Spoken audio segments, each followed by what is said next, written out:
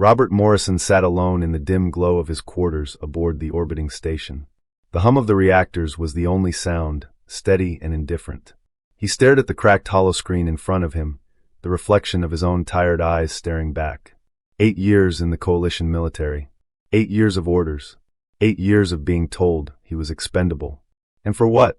Worlds torn apart, billions dying, and yet, in their eyes, he was nothing more than a tool. He remembered her words, clear, cold, unforgettable. Humans are disposable. Just weapons to be thrown away when we're done with you.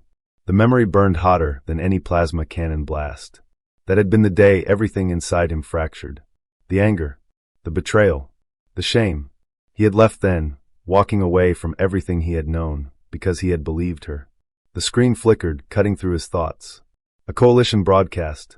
The standard call for volunteers. It was desperation painted over duty. Planets burning. Civilians dying. Soldiers falling. And yet somehow, in the faint static of the signal, it felt like a challenge aimed directly at him. Robert's hands trembled as he reached for his old armor, polished and proud once, now cold and heavy at his side. For a moment, he thought about putting it on, following the orders, being the soldier he had been trained to be. But something inside him snapped. He set it down. Not tomorrow. Not later. Now. He stood, his legs stiff from years of sitting, and felt the weight lift, not from the armor, but from the chains that had held his mind captive. For the first time in years, Robert Morrison was free. Freedom was terrifying, because it meant choice. Choice meant risk. Choice meant responsibility. And yet, in that same choice, he felt a spark he hadn't known he still possessed, purpose. He activated the holocom link. His voice, low and deliberate, filled the empty quarters. I'm done being disposable. The words hung in the air, sharp and defiant. Somewhere out there, the galaxy would feel the tremor of a human who refused to be a weapon. Outside, the city slept. The spaceport was quiet. The world didn't know it yet, but one man was about to walk into the chaos, not because he was ordered, but because he chose to. And in that choice, Robert Morrison became dangerous. Not as a soldier of the coalition, not as a disposable tool, but as a human with a purpose. The holoscreen flickered again, and a new message blinked at him. The coalition needed help. Millions of lives hung in the balance. He didn't hesitate. He already knew what he would do. He would fight, but on his own terms. The broadcast started with a flicker, a grainy image of Robert Morrison standing in the dim light of New Haven's spaceport. His uniform was gone, plain clothes, nothing but the man who had once been a soldier, now a free human with a purpose. You don't know me, he said, voice low but carrying across the signal. I've fought for the coalition for 8 years. I've been told we are disposable. I believed it once. I walked away because of it. He paused, letting the weight of those words settle. The screen flickered, but Robert's eyes stayed steady, staring at whoever was watching. But walking away isn't the answer. People are dying. Worlds are burning. And some of them are worth saving. Some of them see us as equals, as humans, not weapons. A beat of silence. Then his words came sharper, more determined. I am forming a volunteer force. We fight not because we are ordered to. We fight because it is right. Because when people need help, humans answer. We fight not for glory, not for approval, but because that is what we do. The camera lingered on him, and the viewers, farmers, engineers, teachers, veterans, students, felt it. The fire in his voice wasn't military pride. It was raw, human conviction. If you want to volunteer, come to the spaceport tomorrow morning. Bring whatever skills you have, pilots, engineers, medics, soldiers, anyone willing to stand for what is right. This is not a call to die for others. This is a call to choose life by saving it. The broadcast ended, leaving silence behind. Robert stepped back, exhausted, unsure if anyone would even show up. At dawn, he walked toward the spaceport. His expectations were modest, a few dozen at most. He froze. 500 people were waiting. Not all soldiers, not all trained fighters, but every single one was there by choice. Farmers holding makeshift tools, young students with more courage than experience, old veterans who had seen war before but had never fought for themselves. Ben, toolkit in hand, nodded at Robert. Ready to do this however I can. Mira, a medic with nerves tightly coiled but determined eyes, said, I'm coming. Someone has to keep you alive. Robert's chest tightened as he looked at them. These were humans who risked everything with nothing to gain. They had chosen to help. We might not survive this, he said honestly. The enemy is strong, and the coalition is losing. We could go out there and make no difference at all. Then Ben's voice rang clear, confident. Then we die trying. Others nodded, courage igniting like wildfire. Robert felt something stir in him, something beyond hope. Purpose. All right, he said. Let's get to work. The spaceport buzzed with chaos. Cargo haulers and merchant ships stood side by side, their hulls patched and reinforced with whatever materials the volunteers could scavenge. Sparks flew as engineers welded improvised armor plates. Pilots ran pre-flight checks on ships that were never meant for war. Robert moved among them, clipboard in hand, barking orders, not as a commander, but as someone who had seen what failure felt like and refused to repeat it. Ben, give me those cargo haulers' schematics. We'll mount what weapons we can find. Ben wiped sweat from his brow. Sir, they're not military grade. Robert's lips twisted. Neither are we. That doesn't mean we can't fight smarter. He turned to Mira, who was setting up a makeshift medical bay in one of the freighters. You've got to be ready for the worst. These people aren't trained soldiers. They're risking their lives because they chose to. Keep them alive. Mira nodded, her hands trembling slightly but steady. I will. Over the next 2 days, the volunteers transformed ordinary ships into a rough fleet. Cargo haulers became bombers, merchant ships became transports, and every spare piece of metal or tech was pressed into service. Training sessions were short and brutal. Robert drilled basic tactics into people who had never held a weapon in anger, teaching them how to evade, how to strike, how to survive. He organized them by skill. Engineers and mechanics became the backbone, modifying ships and weapons. Farmers and laborers, surprisingly adept at improvisation, learned the basics of combat maneuvers. Students and veterans formed strike teams. At night, Robert walked the docks alone, staring at the fleet. He knew the odds. 12 ships, 500 volunteers, facing an enemy that could crush them without effort. Yet, for the first time in years, he felt a surge of confidence not tied to orders or rank, but to choice. On the third day, the free companies were ready. 12 ships, 500 volunteers, and one audacious mission, to help defend the Verani home world. Robert climbed aboard the Defiant Hope, a converted freight hauler that now led the fleet. Mira stood beside him, gripping the rail, eyes wide. Are you scared? She asked. Terrified, Robert admitted. Then, almost with a grin, he added, Good. That means you're smart. The ships launched, not in the polished formations of the coalition fleet, but as a ragged, unpredictable swarm. Improvised, chaotic, human. They jumped to faster-than-light speed, heading toward the Verani system, each volunteer carrying the weight of choice and the hope of saving lives. As the stars stretched into streaks of light, Robert whispered to himself, We fight because it's right. Not for glory, not for orders, for humans. The free companies had become something new. Humanity unbound, choosing its own path, ready to challenge impossible odds. The Verani system came into view, and the free companies froze in stunned silence. The planet below glowed under siege. Hundreds, no thousands, of Kraraith ships swarmed around the home world like a living storm, their pulsating organic hulls casting sickly light across space. The remnants of the coalition fleet drifted aimlessly, broken and burning. Myra's voice cracked over the comm, Robert, that's impossible. Robert tightened his grip on the rail, his chest hammering. Nothing worth doing ever comes easy. Listen to me.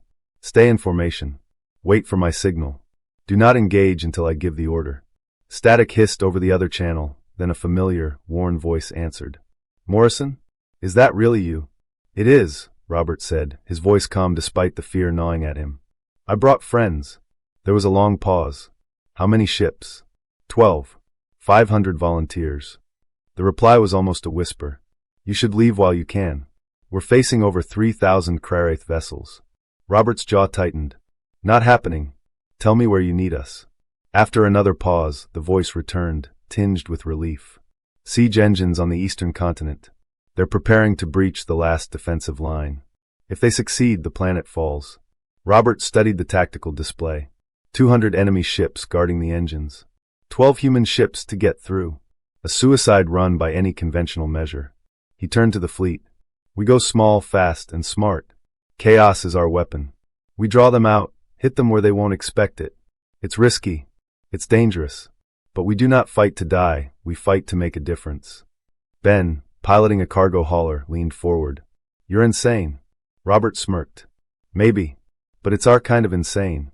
The fleet split, each ship darting unpredictably, scattering like sparks in the void. Craraith ships peeled off, chasing them, confused by their erratic maneuvers. Every human vessel became a moving trap, forcing the enemy to react instead of dictate. Ben's hauler, dismissed by the enemy as non-threatening, surged toward the siege engines. Behind him, 2 other haulers followed. Improvised explosives, fuel cells rigged to detonate, tumbled out of cargo bays. The engines erupted in fire and metal, a chain reaction rippling through the Craraith lines. "Target destroyed," Ben shouted over the comm. Victory came at a terrible cost. 2 human ships were obliterated in seconds, 40 volunteers gone in an instant. "Fall back," Robert ordered, voice steady despite the fear clawing at him. The remaining ships retreated toward the horizon's edge, the coalition fleet covering them as the Craraith scrambled. Robert's hands shook as he docked the Defiant Hope. Mira placed a steadying hand on his shoulder. "We actually did it." He nodded, staring at the chaos they had sown. They were fragile, untrained, and vastly outnumbered. Yet they had changed the battle. For the first time, Robert Morrison realized the truth of his own words. Humans fought not because they had to, but because they chose to. The smoke of battle still hung over the Veronese system as the free companies regrouped. The Defiant Hope and the remaining 11 ships were battered, shields flickering, engines groaning, but the human crew's eyes burned with determination. Robert moved from ship to ship via comm, coordinating the fleet. "Listen carefully. We've proven we can hit them where it hurts. Now we do it again, this time smarter." Mira adjusted the tactical map on the bridge. "Robert, they've regrouped. Over 500 Craraith ships are heading toward the southern continent. Civilian evacuations are underway, but they won't last long." Robert clenched his fists. "Then we make sure they do. Split into 3 groups. Alpha, Beta, Gamma. Alpha draws attention, Beta hits the flanks, Gamma, my team, goes straight for the command nodes on their biohull vessels." Ben, shaking his head, muttered, "Every time I think we're done, you plan something crazier." "That's the point," Robert said, voice steady. "We're humans. We improvise. We adapt. That's why we win." The fleet executed the plan with meticulous chaos. Alpha's ships zigzagged like sparks, luring dozens of Craraith vessels away from the planet's surface. Beta's team circled, striking at lightly defended flanks, crippling engines and communications. Gamma, led by Robert on the Defiant Hope, approached the massive command ships. Each hit sent shudders through their hulls, and the bioorganic structures pulsed violently, reacting to the assault. The Craraith were strong, but they were not infallible, and they were unprepared for humans who refused to follow the rules. Amid the chaos, Mira coordinated civilian transports, ensuring thousands of Veronese refugees escaped. Amy treated the wounded aboard the Defiant Hope, her hands steady even as explosions shook the ship. Ben and his improvised weapons created controlled detonations, collapsing enemy formations like dominoes. The tide slowly began to turn. Coalition reinforcements arrived, 3 full fleets jumping into the system, but it was the Free Company's unorthodox assault that gave them the advantage. Craraith vessels were scattered, command disrupted, and the siege engines on the eastern continent were obliterated. Robert stood on the bridge, chest heaving, watching the battlefield unfold. They had done the impossible, not because they were ordered, not for glory, but because they chose to act when no one else could. Myra's voice came over the comm, quiet but filled with awe. "Robert, we're actually turning the battle around." He allowed himself a small, grim smile. "No, we're winning it. Because we don't fight to obey. We fight because it's right." For the first time, the free companies weren't just volunteers in a desperate gamble. They were a force to be reckoned with, a symbol that humanity, even when outnumbered, could bend fate itself through courage, ingenuity, and sheer will. The Defiant Hope led Gamma Squad deep into the Craraith formation. The biohull vessels loomed like living nightmares, their pulsating organic armor glowing sickly green in the void. Robert gripped the console, jaw tight. Every sensor beep was a warning. Hundreds of enemy ships closed in, their intentions clear, annihilation. Myra's voice cut through the tension. "Robert, their flagship is ahead. That's where the command nodes are centralized. Take it out, and the swarm loses coordination." Ben leaned back in his seat, sweat glistening on his forehead. "You mean we're gonna, single-handedly take on their command ship with a handful of cargo haulers?" Robert didn't answer immediately. He stared at the flagship on the tactical display. Massive, grotesque, almost alive. "Not single-handedly. Together. That's how we've done everything so far. Improvisation, unpredictability, human chaos. Amy's hand brushed his arm. Be careful. Robert gave her a tight smile. Careful doesn't win wars. Choice does. The free companies executed their approach. Alpha and Beta kept the Craraith distracted with daring maneuvers, weaving in and out of their ranks, drawing attention like fireflies in the dark. Gamma, however, moved with deadly precision. Robert piloted the Defiant Hope through a narrow corridor of biovessels, weapons firing, shields barely holding. The enemy flagship's energy tendrils lashed out, attempting to crush them, but the humans moved unpredictably, dodging, striking, improvising. Ben deployed his improvised explosives against the flagship's side pods. Each detonation sent shudders through the hull, but the flagship's core remained intact. Then came the critical moment.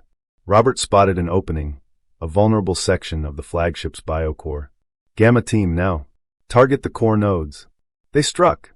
The Defiant Hope and accompanying ships rammed and fired simultaneously, a symphony of chaos and destruction. The flagship convulsed, organic tendrils snapping, the pulse of its hull flickering violently. Myra's voice, tense, came over the comm. It's destabilizing. Keep pressing. The Craraith flagship shuddered, its command network collapsing. Smaller vessels around it lost cohesion, collisions breaking their formations. The human fleet exploited the chaos mercilessly. Robert felt a strange calm amid the storm. This wasn't about orders, medals, or recognition. It was about choice, about being human, about standing when no one else could. Finally, the flagship erupted in a controlled chain reaction. Its massive form tore apart, organic fragments scattering into space. The Craraith swarm faltered, disoriented. Ben hooped over the comm. Holy hell, we did it! Robert allowed himself a breath. The free companies had faced the heart of the enemy and survived. They hadn't just hit the Craraith, they had shown that humans, when united by choice, could defy impossible odds. Myra's voice softened. Robert, we actually did it. The flagship is gone. He stared at the remnants floating in space. Yes, but the battle's not over. This was the heart. The swarm will still fight, but now we've given the Varani hope. And that changes everything. Outside the Defiant Hope, stars glittered coldly. And for the first time in weeks, Robert Morrison felt the weight of being human. Not disposable, not replaceable, but unstoppable when it mattered most. Silence hung heavy in the void. The Craraith flagship had exploded, but the battlefield was far from quiet. Twisted wrecks of bioships drifted like corpses in the darkness, fires flickering weakly against the void. The Free Company's ships bore scars, burned hulls, dented armor, blinking warning lights, but they were alive. Robert sat in the pilot's chair, muscles tense, fingers trembling slightly from adrenaline. Around him, the crew worked in near silence, tending to minor damages, checking systems, patching shields. Amy came up, her face pale but determined, carrying a medic kit. Casualties? Robert shook his head slowly. 2 ships lost. 18 volunteers gone. Everyone else alive. Barely but alive. Ben slumped in his seat, bandaged arm over his face. I didn't think we'd make it. He chuckled shakily. Hell, I didn't think any of us would. Mira approached, eyes scanning the tactical display. The Craraith swarm is retreating. They're regrouping, but we've hit them harder than anyone expected. Varani forces are reorganizing to reclaim the eastern continent. Robert's gaze drifted to the stars. He thought of all the volunteers, ordinary humans who had chosen to step into chaos, to fight not because they had to, but because they believed in doing what was right. Farmers, engineers, medics, teachers, heroes. And yet, the cost weighed on him. He leaned back, letting the moment hit. Losses were real, pain was real, but so was the proof. Humanity could act as equals, could make a difference, even against impossible odds. Amy sat beside him quietly. You okay? He exhaled slowly. I think we did what we came to do. We changed the course of this battle. But it wasn't without cost. She placed a hand on his shoulder. That's always the way. But we chose it. That's what matters. Ben joined them, looking at the battered ships around them. You know, maybe I'll stick to selling tools. But seeing all of this, seeing humans actually matter, yeah, that was worth it. Robert allowed himself a small smile. We did what no one told us we could do. Not as soldiers under command. Not as disposable units. We did it because we chose to. That's the difference. Myra's voice came over the comm again, soft but firm. Robert, Varani fleets are moving in to reclaim control. Civilians are being evacuated. They'll call this the day humanity saved their world. Robert shook his head. Not humanity. The free companies. Every person who stepped up, risked themselves, refused to be told their worth was in dying for someone else's war. That's what made the difference. A hush fell over the bridge as each crew member reflected. It wasn't victory in the traditional sense, battles were ongoing, and the Craraith would return, but it was something rarer, proof that choice, courage, and humanity mattered more than ranks or orders. Robert stood, looking at each volunteer. We've earned this moment. But remember, we fight when we choose, not because we're told to. That is what makes us strong. That is what makes us unstoppable. Outside the viewport, the remnants of the Craraith flagship glowed faintly against the void. It was a reminder of both their triumph and the price they'd paid. Robert Morrison, human among heroes, allowed himself a single thought. This is why they could never replace him. The Defiant Hope drifted into orbit around the Verani home world, battered but unbroken. Below, fires still smoldered on the eastern continent, but the cities that had not been destroyed were alive with movement. Civilians were evacuating, medics tending to the wounded, and Verani soldiers patrolling the streets, wary but grateful. Robert stood at the bridge viewport, Amy beside him. The silence of space was broken by the soft hum of the ship's engines and distant radio chatter from coalition fleets coordinating cleanup operations. Look at that, Amy said quietly. All those people alive because of us. Robert nodded, jaw tight. They see it now. Not just the coalition, they see what humans are capable of when we act on choice, not orders. A message pinged on the communications console. Robert tapped the screen. The Verani High Command was requesting a meeting. A single ship had docked nearby, a sleek vessel, polished and intimidating. A Verani officer appeared on the holoscreen, tall, silver-skinned, eyes weary but alert. Commander Morrison, the officer said, voice carrying authority softened by relief. On behalf of the Verani government, I wish to extend our gratitude. Your volunteers, your free companies saved countless lives. Robert straightened. We didn't do it for thanks. We did it because it was right. The officer inclined their head. Rightness is scarce in war. Few possess the courage to act without orders. Few humans, few beings, even, would have come. Amy smiled softly. They'll remember it. Not just remember it, Robert corrected. They'll understand. That is what matters. Humans don't need permission to matter. We choose to matter. Just then, the docking bay of the Verani flagship opened. From it stepped a familiar figure, Saris, the silver-skinned officer who had once called humans disposable. Her eyes met Robert's. For the first time, there was no armor, no command, just a person, standing in the aftermath of chaos. You came, she said quietly, almost in disbelief. I did, Robert replied evenly. We came because people needed help. That's all the reason any of us needed. Saris studied him, eyes tracing the lines of exhaustion and determination etched into his face. I was wrong. About humans. About you. I see now what we could never understand from afar. You aren't weapons. You are, she faltered, searching for the words. Heroes. Not because someone told you to be, but because you chose to be. Robert let her words settle. There was no anger anymore, no bitterness, only the weight of truth. We act because it matters, not because we're commanded. That is what makes us unstoppable. Behind Saris, Verani officers and civilians began to gather, giving nods, quiet smiles, and gestures of respect. Robert glanced back at his crew, Ben, Mira, and Amy, all watching silently, proud but tired. Saris extended her hand, small but firm. You have my respect, and the respect of my people. Robert took it, feeling the grip as a bridge between worlds, between species, between misunderstandings and truth. Respect earned, not given. That's all we've ever asked for. As the free companies disembarked briefly to coordinate relief efforts, the Verani High Command prepared to debrief the volunteers. Yet Robert knew the true victories weren't in reports or medals.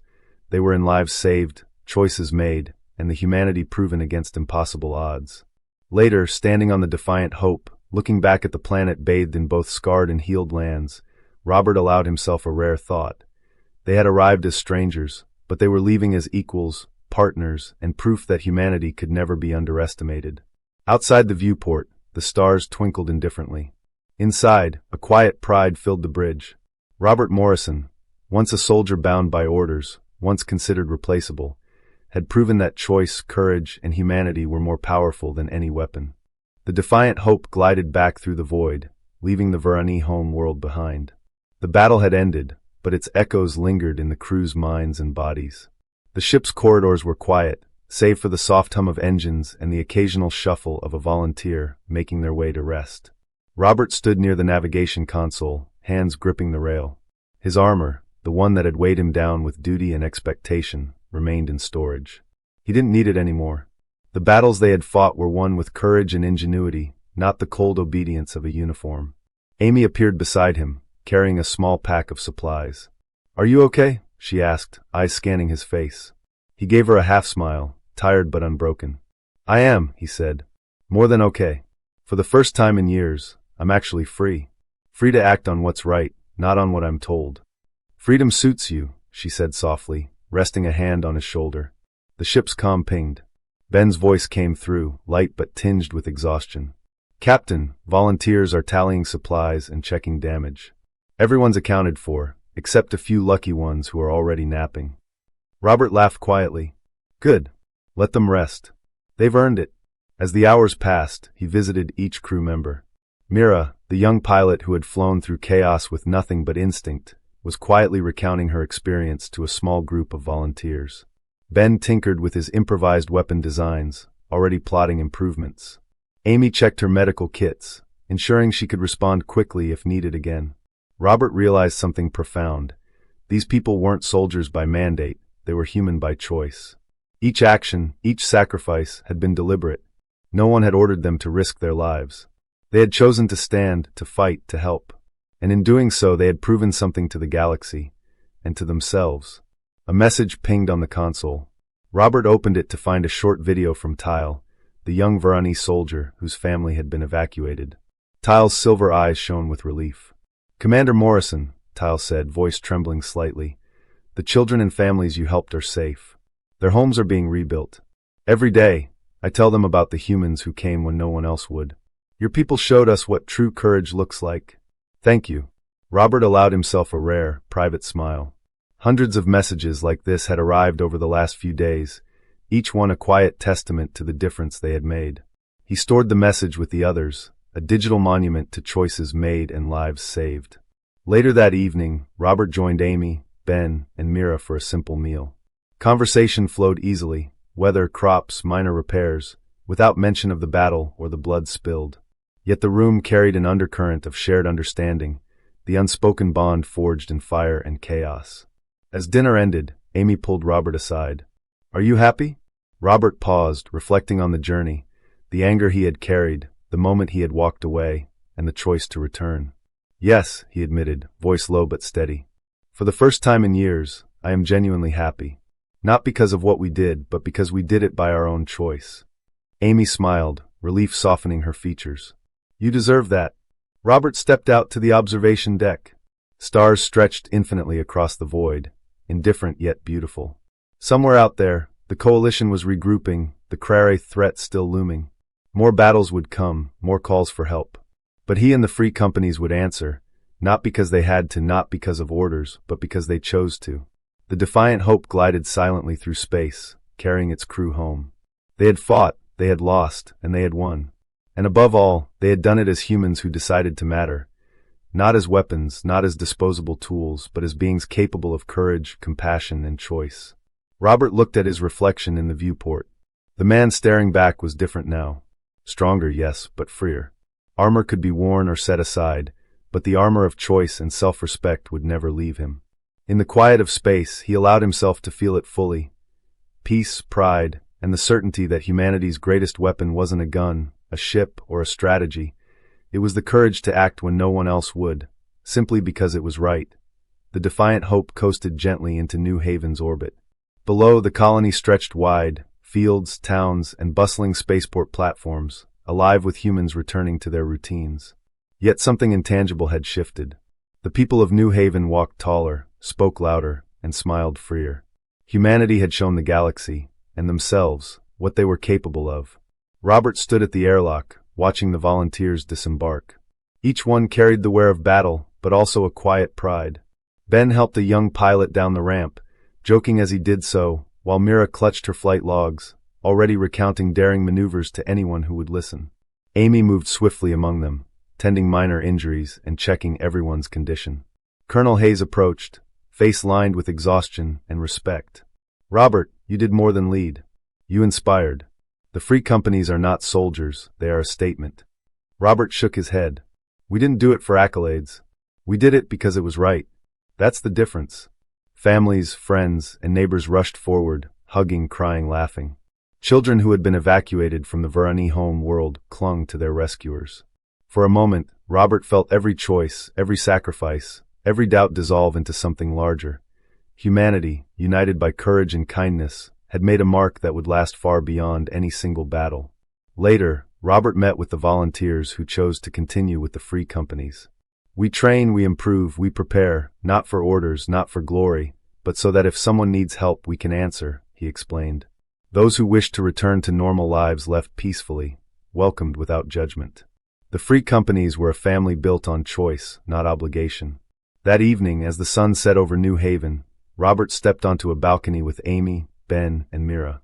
The golden light caught the shimmer of the distant stars, reflecting the journeys they had endured.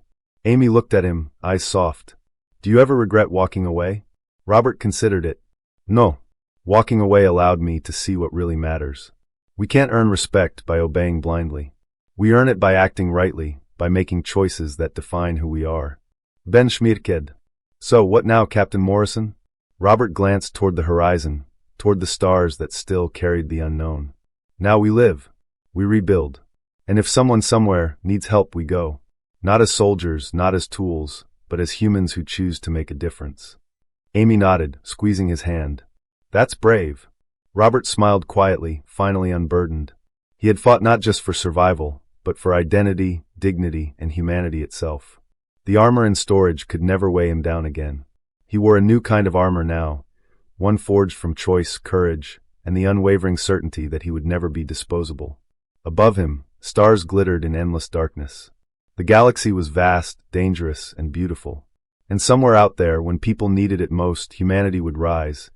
Not because it had to, not because it was commanded, but because it chose to. Robert Morrison turned back to the colony, a faint smile on his lips. The free companies, the volunteers, the people of New Haven, they had proven that